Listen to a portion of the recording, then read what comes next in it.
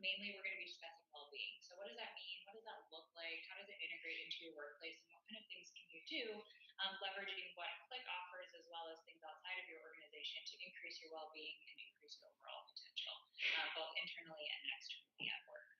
And then we'll start to wrap things up and we'll talk about additional resources and then a fun little activity. Okay? Any questions before we get started? Great. So who am I? My name is Angela. I'm with 4Point Consulting. 4Point Consulting was founded in 2013. We operate on 4 main principles. We do HR consulting, talent acquisition, training, development, and technical talent acquisition. Is anybody here in a technical role? Okay, you are hard to find, and you are very impressive. So I admire what you do in technical talent acquisition. Very tough. So think about anything in the entire employment life cycle from start to finish, right? So from hiring to firing, developing and retaining talent, you name it, we can help with that. So we got connected kind of through a weird medium, and we're really happy to be here today and hopefully kick off a long, strong relationship with you. Our motto at 4Point is that every client is a partner. So any way we can help, we always want to collaborate with you versus telling you what to do. So that's what we're hoping to establish here today. Now, I'd like to learn a little bit more about all of you. So I told you who I am, and I know we have a smaller group, but if maybe we can just do intros, your role here, and then what recharges your batteries. And what I mean there is like, what's something that you like to do that's fun and engaging and really revitalizes you. So for example, my name's Angela, my role at 4Point is as a senior consultant. And I love to travel. That really recharges my batteries. So why don't we start here and we'll leave it people virtually. I'm a designer here for a little over 2 months, and what I find that recharges my battery is travel as well, but also ways to be creative, like drawing or stuff like that. Great. Well, Stan, thank you. Michael. Hi, Michael. Dad here. Sleep. It's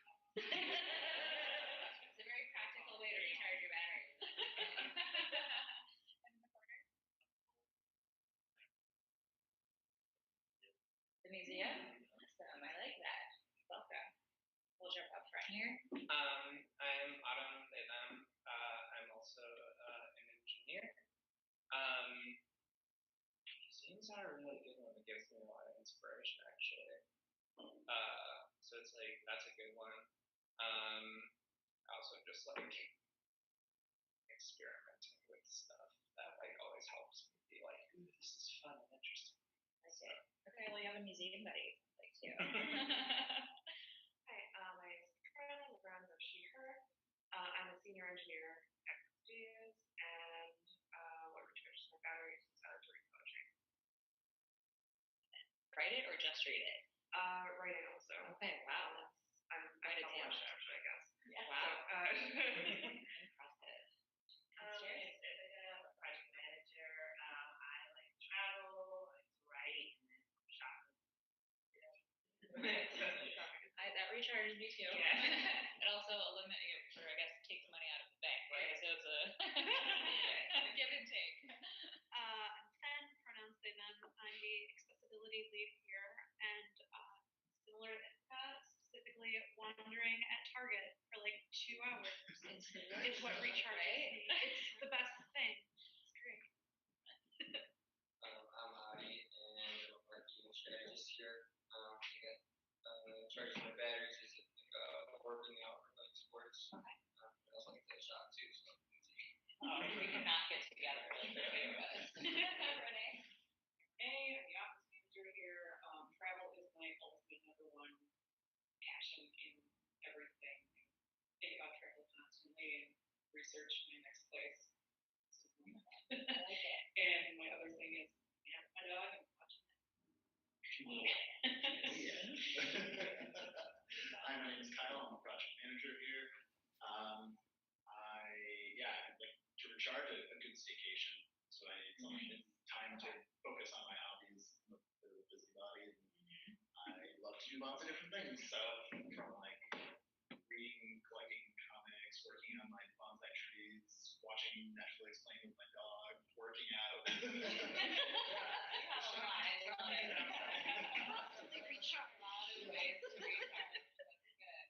And I know you're just joining us, so we're just introducing yourself, your role here, and then what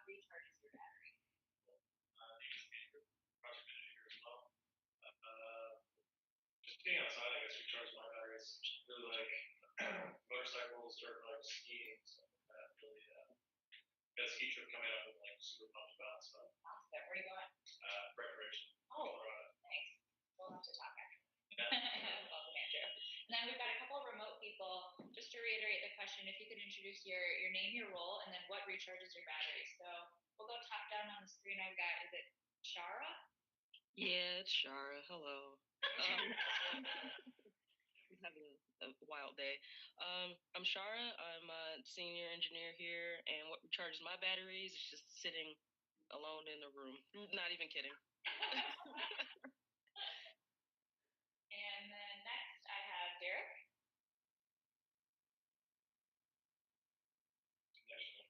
Oh. We can't hear you. Hey, my name is Derek. I'm a partner. Recharges my battery is. I know. What? Could you repeat? That's the thing. Maybe go on to the next person. Okay, perfect. Megan, we'll jump to you and then see if we can get Derek back on. Hey, my name is Megan. I'm a community outreach associate here. What recharges my batteries is walking in the city and watching movies. Thanks, Megan. Derek, any luck now? Do you want to give it a shot? Like, and that would take care of everybody online, right? Everyone over here. Okay, great. Well, thank you for sharing. We'll possibly be able to jump back to Derek, which would be great. Recharges batteries. So let's go ahead and jump right in. So I know it's right before lunch, so I came bearing gifts, right, and unhealthy ones too. So I don't just get to play mom. So around the room, scattered are a couple different raisin boxes. If everyone wants to grab one, we're just going to do a little bit of a mindfulness exercise. Those of you who are joining us virtually, if you want to go ahead and grab anything around you, so it could be not your cell phone, but it could be a paper clip, a post-it note, something physical and tangible, right? And we're just going to do a brief exercise. This is called the raisin exercise. And for those of you who don't have raisins, it can be whatever you have in your hand exercise. And so what I'd like you to do is pretend that you've never seen what's in your hands before, ever. And so I want you to pretend you're an alien. You're just finding these raisins. You have no idea what they are, what they do, what they smell like, what they taste like. Pay attention to how they feel. Kind of bring yourself to recognize what's in your hands. So we're going to do that for about 30 to 60 seconds. So we'll go ahead and begin now. You can do whatever you like with whatever's in your hands.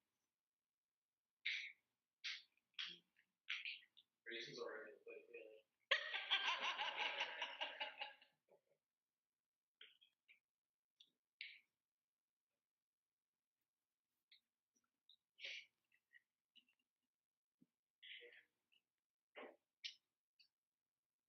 My first thought when I beat to eat it, just like looking at it, it's weird.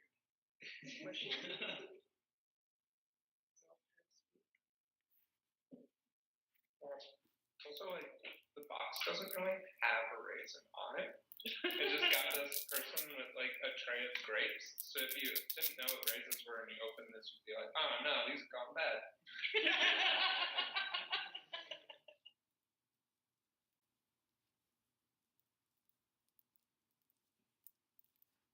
All right, so that rounds about 60 seconds.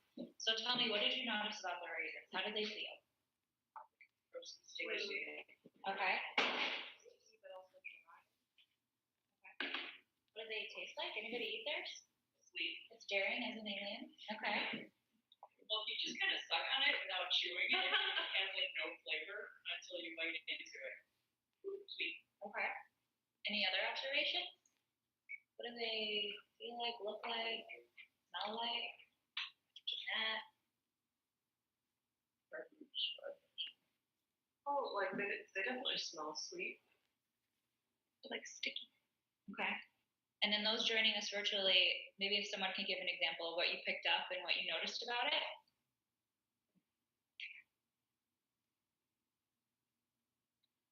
Let's go with Megan. Okay, I picked up a blue pen. I noticed that it's round.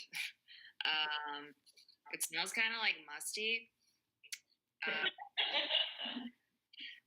Um, I noticed it has writing on it, and a little clip thing, and that it's different colors. Well, it's blue, and then it's also black. Awesome. Perfect. Thank you for sharing. So what you all did was a very short mindfulness exercise. What this is intended to do is to bring you into the present, right? You were all just working. My shoes probably drove me crazy as I was walking through there, noted for next time. But there's so many different stimuli going on in this world, right? You've got Slack, you've got email, you've got messages, you've got somebody really cool with a coat on outside. There's information and stimuli coming in from all different areas. And so giving you the task and something physical to concentrate on took you out of all those other elements, and you were solely focused on that reason, right? Bringing all your senses into it. The pen, whatever you picked up, that's something you can exercise every single day. All it takes is a 30 to 60 seconds, hyper-focused on one item. So I encourage you, in states where you're being overstimulated or maybe just overly busy, to practice something like that. It can be the first minute or two you come into work where you're picking up something at your desk, or something like that. So I just wanted to kind of bring everybody here and be present, and also provide a snack for you as well.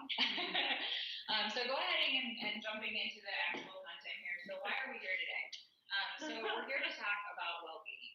And well-being can mean a lot of different things to everybody. It's incredibly subjective. The official definition of well-being is the state of being comfortable, healthy, and happy.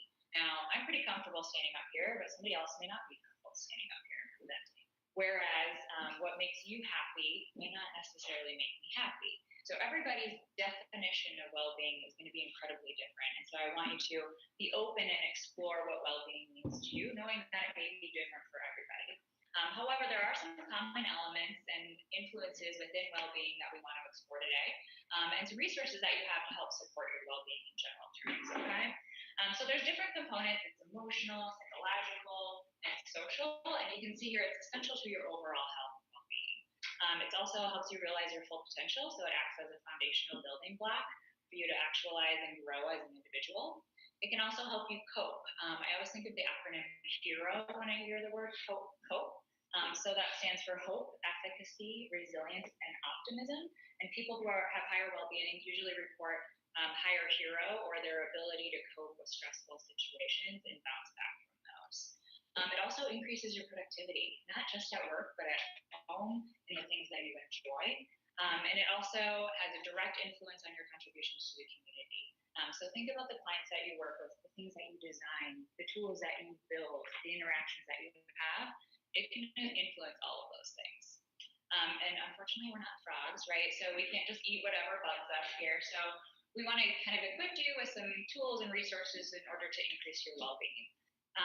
What does well-being look like in the workplace, right? So we know what well-being looks like. We know the definition now. But how does that apply to like studios, and what does that look like? What organizations do, and usually what well-being looks like in organizations, is creating a positive and safe environment, right? Can you imagine if you walked in here every day and you didn't feel safe? Or if you were in fear of something, or you were uncertain of your role here, that would really be debilitating to your well-being. Facilitate social connectedness and community engagement across the workplace, right? You work with communities. The products you build could influence somebody else's well-being. You have a ton of social connectedness and power within studios. Providing employees with the support and resources necessary to have positive well-being, right? We're going to dive into exactly what that looks like, but all of the wonderful benefits that you have. An organization that has somebody who comes in here and talks about well-being alone is a great way to foster that environment. And then promote early identification of mental health needs and access to quality services. We're seeing a lot of this start to bleed in through legislation, more awareness around things like that, and you can see that implemented throughout workplaces globally. All right, so foundationally, there's a lot that goes into well-being, right? And there's a ton of different theories out there. Who's familiar with Maslow's hierarchy? The pyramid, right? This is pretty similar to that. This is more of a three-pronged approach, but like I said, incredibly similar. A lot of them have the same elements, right? So well-being is directly related to your human's basic needs, and this is a three-pronged approach. The first of those being competences. So the need to be effective in dealing with your environment. This can be within or outside of work. In a work setting, this would be like the knowledge, skills, and abilities to do your role. Autonomy, this is your freedom to see how you want to do that role and have a direct impact on how those decisions are being made, right? So freedom in your role. And then relatedness, so your work teams, your social interactions at work. Do you feel connected to the work that you're doing, the people that you're doing it with? And research shows that when those three needs are met, it really increases overall job satisfaction, your ability to increase your potential in your role, and increase your overall well-being. So those are the main impacts here. So what we're looking for is really to increase the confidence, autonomy, and relatedness that you have as a human, and that will increase your overall well-being and also have a ton of other awesome benefits too. So that's enough of the kind of heavy research side. Now, what does well-being look like, right? We talked about how it's different for you and for myself. And unfortunately, it's not that, sexiest man alive in People magazine. So it's not that easy to determine, right? It's going to look different for everybody. But in general terms, there's some commonalities. So usually well-being leads to a lot of, you'll see people with positive emotions. So what are some of the positive emotions that you would think would be connected to well-being? Being proud. Proud. Okay. What else? Contentedness. Okay. Don't be shy to think anything. Yes, that's part of the definition of well-being. Fun, exciting, love, compassion, desire, achievement. These are all positive emotions that can be related to well-being. Engagement. This is where you become fully immersed in something that you're doing, whether it's work or outside of work, but being totally connected to something and identifying that it has some sort of meaning to you is a huge component of well-being. Positive relationships. There's so much research around having meaningful relationship and that being directly related to happiness. Meaning, so having a sense of meaning and purpose in the work that you do, so going above and beyond just the skills and tasks. That's why you see organizations have missions and visions that they want to connect you to. And then a sense of accomplishment, right? So who set New Year's resolutions? A couple people, right? Each one maybe? Okay.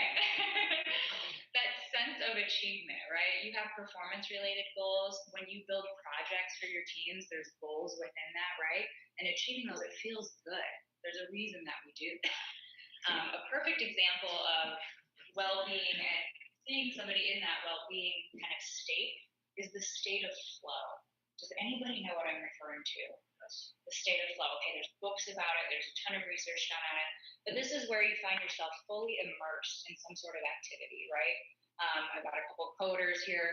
Have you ever had that where you start coding and then all of a sudden it's dark outside and you haven't eaten anything and you just got a ton of stuff done, right? You hit that state of flow. It's an optimal experience where you have positive emotions, you are fully engaged in your work. Perhaps you're working alongside somebody. You see this happen a lot in creative environments where they're doing iterations, right? And they just keep ideating back and forth and it's just natural and it's fun. And that's why they say time flies when you're having fun, right? So that's a great example of somebody who's got a positive state of well-being, being able to influence that into their work setting as well as outside of work. So maybe in a museum, you feel that state of flow, or when you're skiing, you feel that state of flow. All right, so some factors that influence well-being at work specifically have a lot to do with what you would find in a handbook. So things like role clarity. What are the knowledge, skills, and abilities that you need to do your role, and what am I supposed to be doing every day? If you were to come in here and you don't know what you're supposed to be doing, that would create a lot of uncertainty and anxiety. So having clarity within your role, quality of work relationships. We just got done talking about how important those relationships are. People want to make friends at work. So having quality relationships at work that you can look forward to. Working conditions. We talked about how cold it was in here. You have a safe working environment, right? You guys are protected here. You have a wonderful view. Your conditions are great. You have a place to have lunch, to gather, and to do your work activities, right? Job security and resources. This is a really hot button right now. We're seeing a lot of retailers turnover. I've been talking to people from Sears day in and day out who are terrified for their jobs right now. And you can hear it in their voice. And that can directly influence your well-being, 100%. Resources to do your job, right? Let's say you shovel for a living. If you didn't have a shovel, that would be really hard, right? So having the tools and resources to do your job.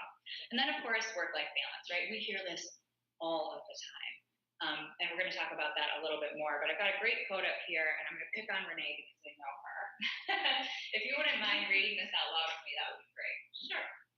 There are only 3 measurements that tell you nearly everything you need to know about your organization's overall performance: employee engagement, customer satisfaction, and cash flow. It goes without saying that no company, small or large, can win over the long run without energized employees who believe in the mission and understand how to achieve it. Awesome. So that's from Jack Welch, chairman and former CEO of General Electric, right? Pretty influential guy. What I found so interesting about this is he goes through 3 elements, but then jumps back to the fact that you need to have excited and engaged employees. And that's where he went back to. And that has a whole lot to do with well-being. And so I want to take just a slightly deeper dive into the work-life balance. Like I said, we've all heard about this, right? We know what work-life balance is and creating that work-life balance. But we found that this exercise works really, really well if you feel that you're becoming maybe a little unbalanced. Is to just put them side by side and take a look at maybe what's heavier and what's influencing one side or the other. So these are just examples up on the screen here on the left-hand side. You're going to see work affecting your personal life. So things like time, right? If you're putting in a ton of overtime, maybe you're launching a new product, it's near delivery, that can certainly influence your home life. Heavy workload, low autonomy or flexibility in your work schedule, maybe a change in salary or position, or restructuring, that can be really scary. Does this happen to anybody? Any of these things? Overloaded at work, too many hours? Yes, all of us. And that can absolutely bleed into your personal life. And then vice versa, right? Your personal life, kids misbehaving, maybe getting in trouble, your obligations as part of a family can get in the way of things. There's also a ton of other elements. Divorce, maybe a death in the family. One big thing for me is moving. I hate moving. I hate it. And it can absolutely affect my work life too. So they can go back and forth. And I think one of the important things to do, and what we encourage people to do, is if you feel things are getting a little unbalanced, create a list and see what's tugging and what's pulling, and then start to make some compromises and see where things can be helpful and what resources you have that can be utilized in order to help support and balance this back out a little bit.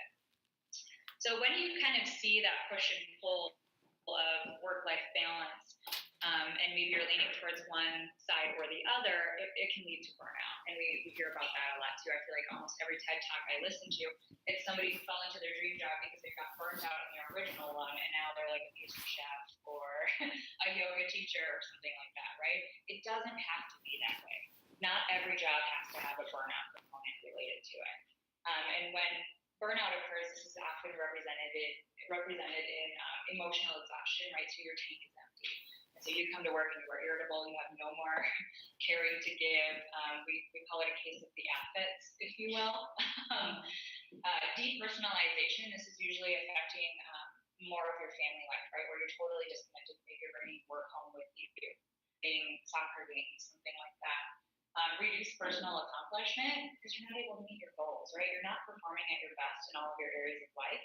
And so you don't have that achievement and that go-getter and that push in order to swing you back into the momentum of something else. Now, what's really interesting is that burnout is the exact opposite of engagement. There are correlations out there until the day is long.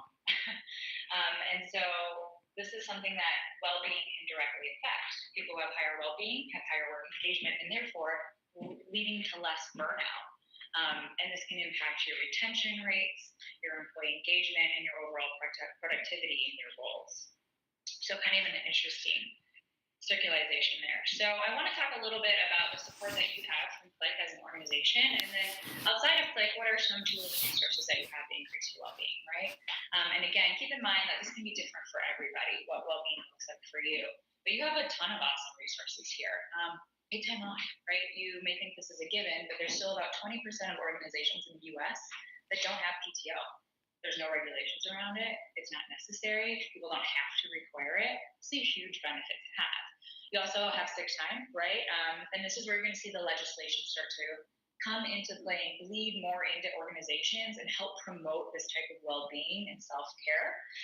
So in July, actually, of 2018, the state of Illinois passed a law where sick time has to be provided up to 5 days for organizations, and that 20 hours are required to be carried over as well. So on the new year, you should have 20 hours in the sick bank. And so you see compliance, regulatory things are starting to come into play to help support these initiatives, as well as just the organizational ones that you would see. So holidays, breaks, this is an interesting time of year, right? We're just discussing how there's a really good holiday in sight, right? This is shorter days, it's cold out. It can be easy to fall into a cycle of not taking care of yourself, not enjoying what you're doing. This is a really tough time to stay motivated, especially living in the Midwest. The benefits that you have, right? So you have access to healthcare, dental, vision, paid time to volunteer, which is a phenomenal benefit. Flexible work arrangements, right? So being able to telecommute, perhaps you have an appointment, come later, stay later type of arrangement. Employee assistance programs. So think of that like anything medical and beyond. You actually have somebody you can talk to, like a 24-hour support line. I believe it's at no cost to your employees. And so this is a fantastic resource for you to have as well, provided by your employer. Your people-oriented work culture.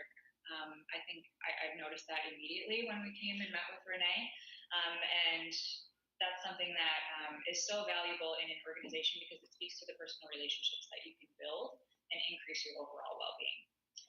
And then autonomy through job crafting. So I think, you set in performance appraisals and goals and things like that where you have some autonomy in your role and what that looks like in the future. So those are some of the great resources that you have from your employer. These can all be found in your playbook, and that's where you would find most of these things as a great resource. So outside of that, there's a whole lot of things you can do in order to help support your well-being as well. So developing some keystone habits. I was talking about New Year's resolutions. A lot of people's is to stay more physically active. This, in and out can help increase your overall well-being and health, right? So getting the blood flow going, whether that be, something like skiing or taking a walk to a museum or taking a break and taking a walk can definitely help. Practicing mindfulness. It is just as simple as picking up a box of raisins and focusing on something for 30 seconds to bring yourself back into the moment and focus on really what's right in front of you. Getting adequate sleep. I know you know what I'm talking about. And it doesn't necessarily have to fit the bill of 8 hours for everybody, right? So it can be more of establishing a routine where you get up at the same time every day, or you put your cell phone away and start to prepare for bed at the same time every day can be helpful. Other critical behaviors, connecting with others. So we've all gathered here. This alone is a wonderful way to do that. Helping others, take advantage of that volunteer resource that you have. People say that when you help others, it immediately comes right back to you with this sense of accomplishment and fulfillment. Seeking professional help when needed. You have a ton of resources at your fingertips through your employer. And then developing coping skills. Every single one of you just told me your recharge of batteries. That's a coping skill.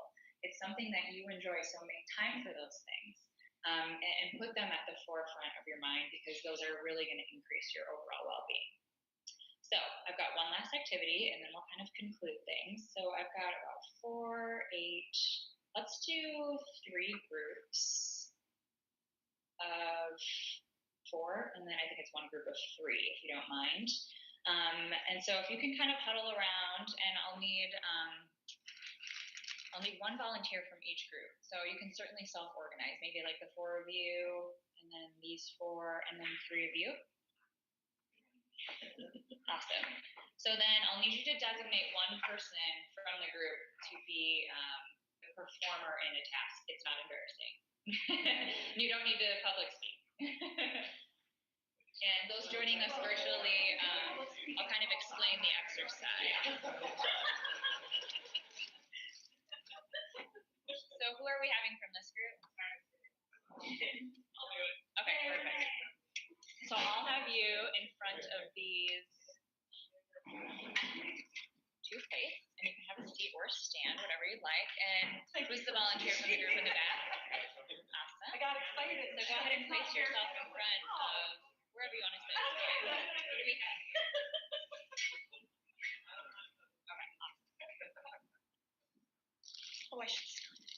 All right, so in one of your plates, go ahead and throw the entire bag of M&Ms. I guess we should get up and be up.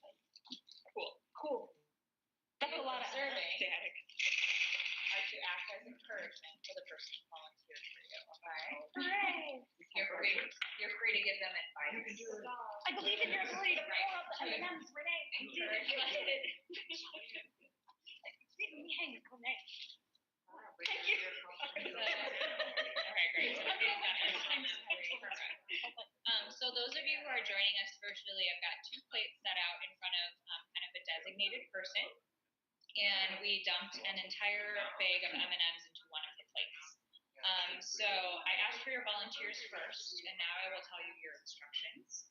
So the goal, your task, the 3 people who have volunteered, is to pick up as many M&Ms as you can from one plate and move them to the other in 60 seconds. Now you have one tool, that is the straw, and you can only use one hand. The idea is that most people will suck the straw to move the M&Ms over. You can use this tool however you would like. Okay? Each of you have a straw. You can't touch the plate.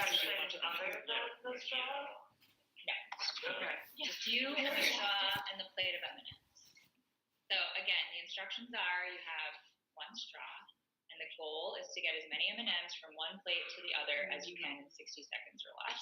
And the person with the most wins. Again, your teammates here are there to encourage you, to help provide support, maybe give you strategies. Okay? All right, so your 60 seconds. Actually, any questions before we get started? Clear? Okay. Your 60 seconds starts in 3, 2, and 1. Go.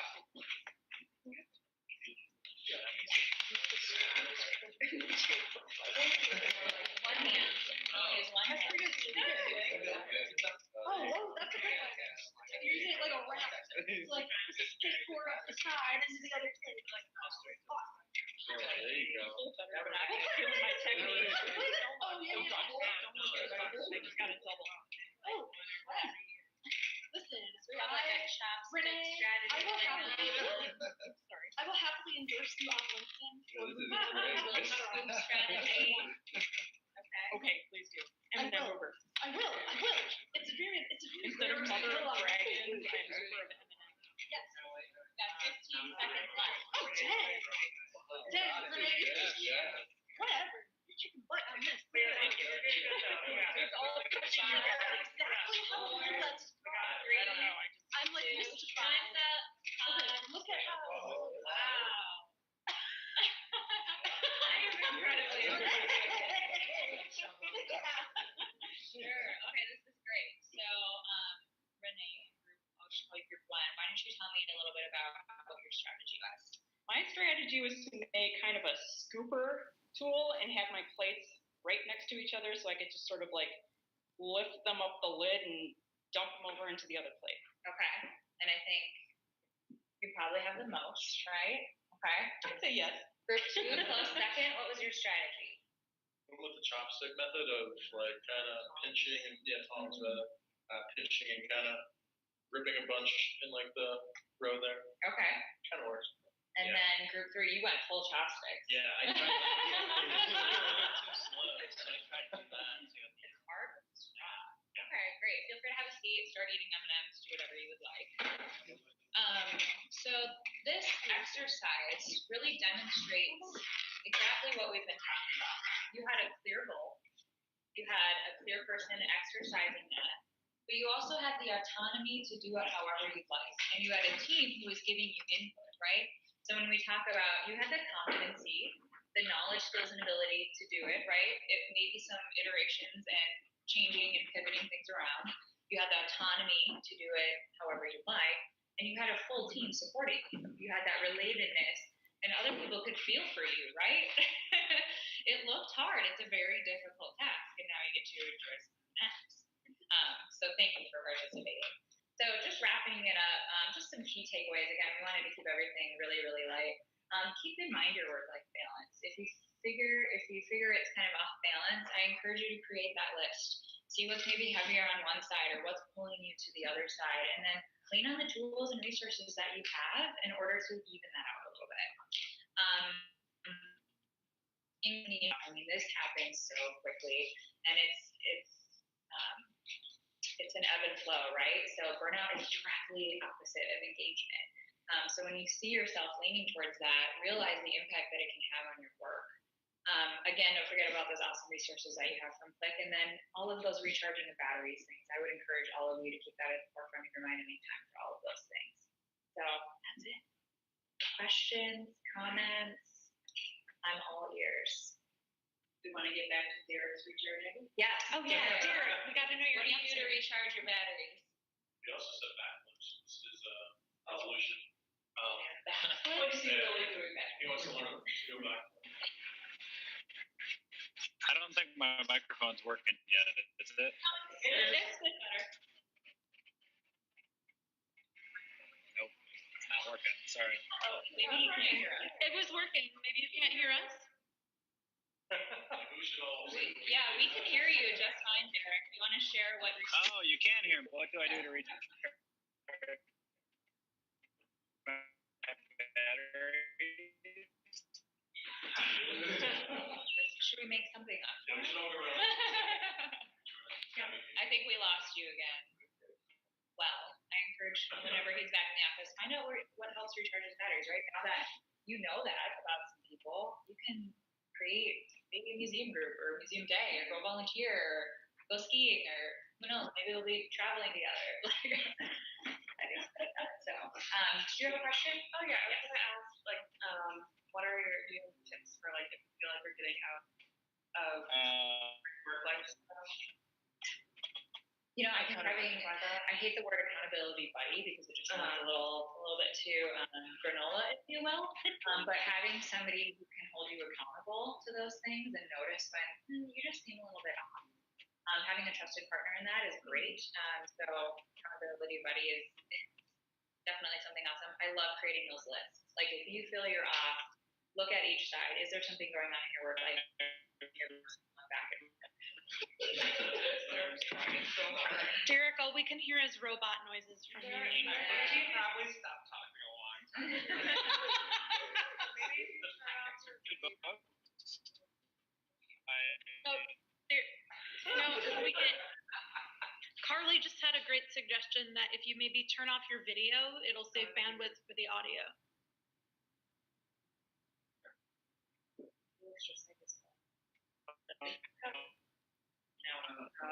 How does Robot Derek recharge his battery?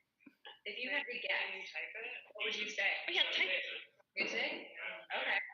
Children, family, crochet. Yeah, we were talking crochet. Crochet? I used to know how to crochet. I would also encourage, you mentioned poetry, right? That recharges your batteries. Time for that. Have that be a priority in your life. And then surround yourself with people who know that about you. Have similar interests. Other questions? Cool. Well, thank you for having me. This was a pleasure. Hopefully we'll get to work with you guys a lot more, and I will always bring candy.